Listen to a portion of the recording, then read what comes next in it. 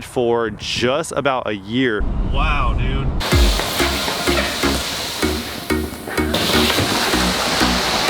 Oh yeah, always a good day when you come home to some new parts for your truck. But ladies and gentlemen, good morning and welcome back to the channel. So first and foremost, a little update on the Tundra. So I dropped it off for some prototype work last week Thursday. Today's Sunday, and I get to finally pick it up tomorrow, Monday. In the meantime, I'm not able to talk about what it is quite yet because the company themselves haven't even announced to the public that they're doing any work on the 22 Tundra. It's gonna be a full-blown surprise once they finalize the last version of the products they are releasing for the new body Tundras on my truck and finish up all their marketing needs or whatever. Then I can finally showcase to you guys what it is we're doing because I'll have the third version on my truck, which I'm sure a lot of you guys are gonna be curious about what we're able to do on the 22 Tundras in that specific department. So super exciting stuff. In the meantime, I have some new parts that just showed up for the truck in my living room now, which is going on this upcoming week. Probably gonna be the most transformation is happening to the truck probably this upcoming week. So very excited for that. I cannot wait. But in the meantime, I have a brand new Ford Bronco to play with that my buddy left with me for the next month while he travels overseas. So it calls for a lot of adventures in the very near future. Do the doors come off, the top comes off. The Broncos are pretty dang sick. I've only seen one in person on or up close and personal on the showroom floor at dealerships. Never had a chance to get inside one and really check it out. So take it for a drive, check it out, pick it apart, see if we like it, see if we don't, and go from there. Let's do it.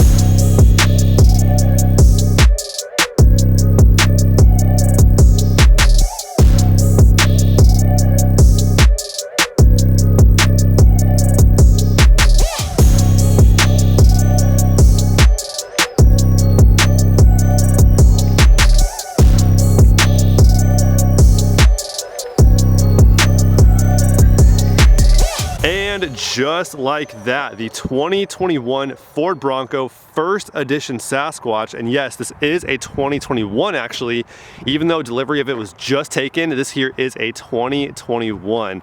That's how delayed these new Broncos are, which is crazy. But yeah, it's finished here in a cactus gray. Dude, this color is so sick. I would not wrap this car, that's for sure. This color is really, really nice. And I love all the black accents too. The front face there, the mirrors, with the window tint, all the black with the cactus gray with the wheels looks really, really nice. And the decals down there, everything just works. This whole truck together just looks really good. And normally I'm not a fan of this bumper design, but on this truck, dude, it makes sense. It works out perfectly. And it also has the Raptor style front bumper here. You can put some cube lights right here. I've seen a lot of guys do that, which looks really cool. And you can see right through it to the Bilstein suspension and these beefy all-terrain tires. Or are they mudders? Those are mudders right there. Crazy. But yeah, dude, this thing is, oh my gosh, dude, it's so sick. So the only thing done to it so far is window tint and this bike rack right here, which if you guys are getting a Bronco or have a Bronco, keep in mind, the backup camera is now useless and the sensors just go haywire. So I have to go into full-blown manual mode and turn my head around, which is cool with me. Keeps my brain sharp and all that good stuff. But dude, from an aesthetic standpoint, this thing looks so sick. I love it. Oh, dude, it has so much road presence. And just with it being such a hot truck right now, no one's got it. It's extremely marked up. I'm seeing them go for $100K used, which is nuts on a truck that has a $60,000 MSRP is insane. And these things go for 30. You can option them down to $30,000. I mean, you can get these things pretty cheap and do all the work yourself. Obviously, you're not going to get crazy features on it. But you can get into the new Bronco for a pretty decent MSRP. As far as markups go, I really have no idea. Don't ask me about that stuff right there. Every dealership is going to be different. Delivery times are different. He waited for just about a year for this one right here, which is crazy. But it is what it is. Pop up in the interior and check it out. So we have a handle right here, which is pretty cool because I can imagine that coming in handy once you throw some bigger tires on here and a lift kit. Having this handle would be clutch when it comes to getting into this thing with some ease. But yeah, dude, interior is it's super clean. It's real simple, real nice steering wheel, a lot of controls on it, 12-inch screen. That right there is really nice. The graphics are insane, as well as the instrument cluster as well, which is mainly digital, which is pretty cool too. But yeah, dude, super clean interior. Drive modes right here, window switches right here, mirror controls right there. climate control right here, another handle right there, and right there as well. Now it's not very spacious, I will say that. If you're looking for like a family vehicle for everyday use, this right here is probably not going to be it, or at least the two-door version. And the trunk space seems to be even worse, if it's even in existence. So yeah, real nice seats though, real nice materials. I love the stitching. I love contrast stitching. It's really, really nice right there. Dude, this thing is nice. It drives so much better than a Wrangler too. It feels more stable. Like the steering wheel is a lot tighter too. And let's see if it moves.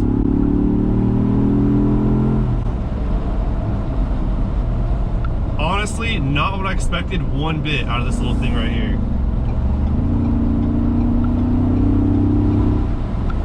Wow, dude.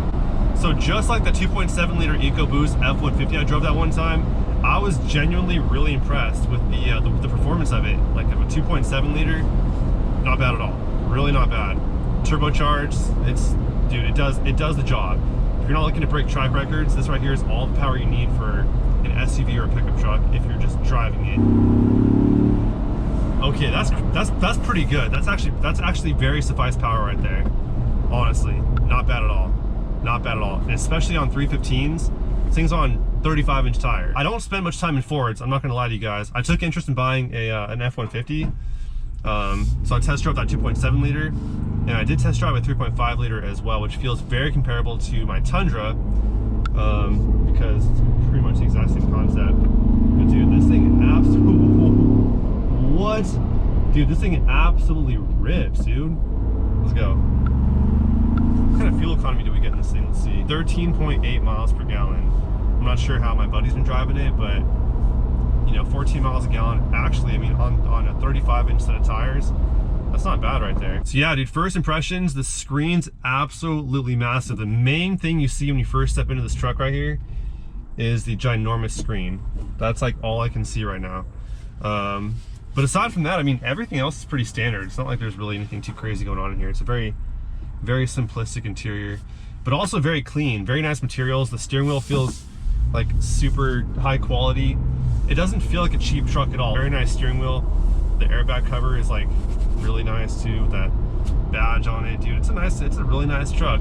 This one here is a two-door, obviously it's a lot smaller on the inside, but the seats are really, really nice. I don't know, I like it. Overall, I really like it. Window buttons are right here in the middle.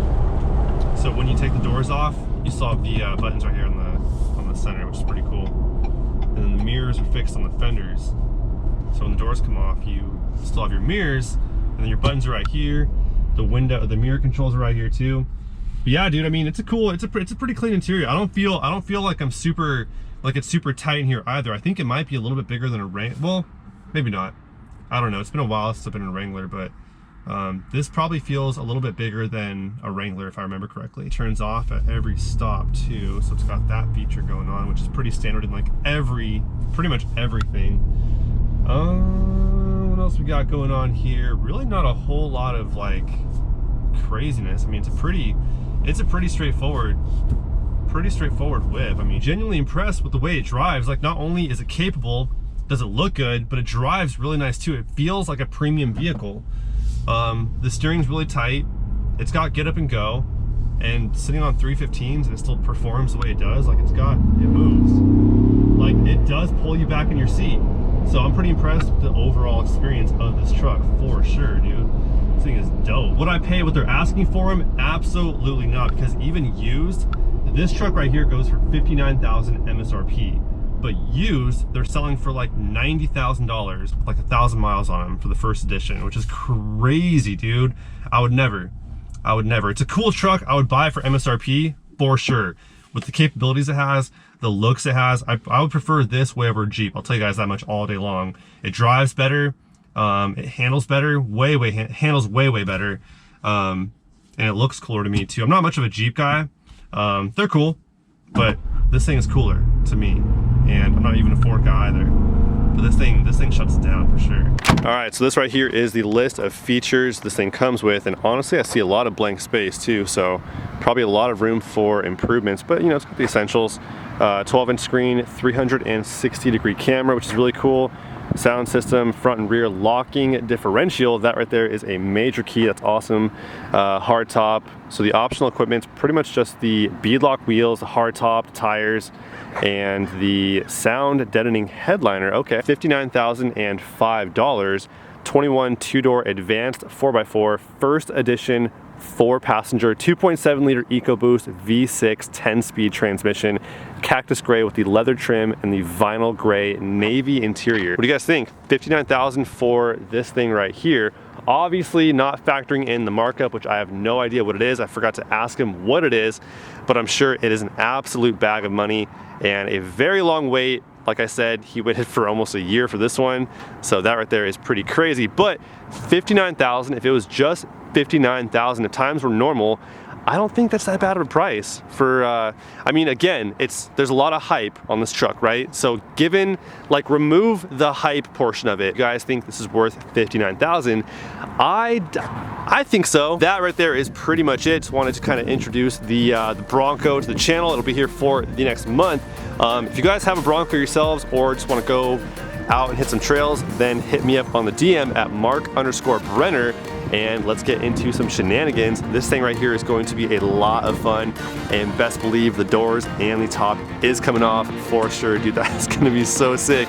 But that right there is all I have for you guys today. As always, hope you guys enjoyed, and I will catch you guys on the next one. Till then, peace out.